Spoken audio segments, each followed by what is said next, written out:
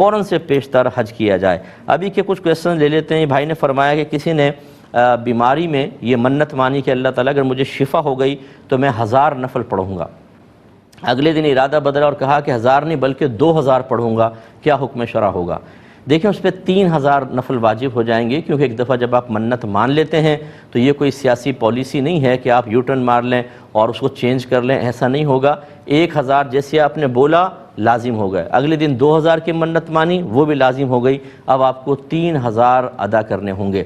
یہ تو ایک آپ کا نفس مسئلہ ہو گیا۔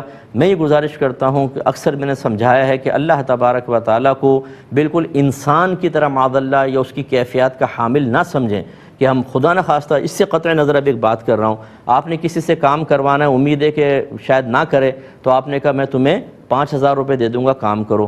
پھر سوچا اگر 5 لاکھ کی آفر کروں تو ضرور کرے گا، تو آپ نے 5 لاکھ کی آفر کر دی تو وہ تو اچھل کر کرے گا۔ تو معاذ اللہ ثم معاذ اللہ اب اس طرف آ جائیں۔ بعض اوقات ہمارے ذہن میں ہوتا ہے کہ اگر میں یہ کہوں اللہ تعالیٰ مجھے شفا دے دے، 2 رکعت نفل پڑھوں گا، تو شاید ذہن میں شیطان کہتا ہے ایسی ہوگا کہ اللہ تعالیٰ فرمائے کہ صرف 2 نفل اس کو شفا نہ دو۔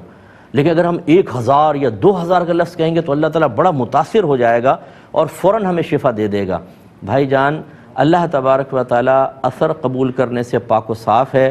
آپ ساری زندگی نمازیں نہ پڑھیں، کچھ بھی نہ کریں، اس سے کوئی فرق نہیں پڑے گا۔ آپ زمین سے آسمان تک کو عبادات سے بھر دیں، اس کی ذات پر کوئی اثر نہیں پڑتا، کیونکہ وہ انسان نہیں ہے، وہ ان فیلنگ سے، جذبات سے خالی ہے۔ یعنی وہ چیزوں کے اثر قبول کر کے اس کے بدلے میں نتیجہ میں کچھ کام نہیں کرتا، ورنہ تو کم از کم وہ اس کام کے سلسلے میں اس اثر قبول کرنے کا محتاج ہو، اس کیفیت کا محتاج ہو، اور اللہ تعالیٰ غیر محتاج ہے۔ اس لیے اتنی بڑی بڑی عبادات کا تذکرہ کرنا یہ سوچ کر کہ شاید اللہ تعالیٰ متاثر ہو کر ضرور مجھے میرا مسئلہ حل کر دے گا، یہ عدم معرفت کا نتیجہ ہے، ایسا نہیں ہونا چاہیے۔ ایک مختصر بریک لیں گے، ہمیں یقین ہے آپ ہمارے ساتھ ہی رہیں گے۔ یہ بھائی نے مزید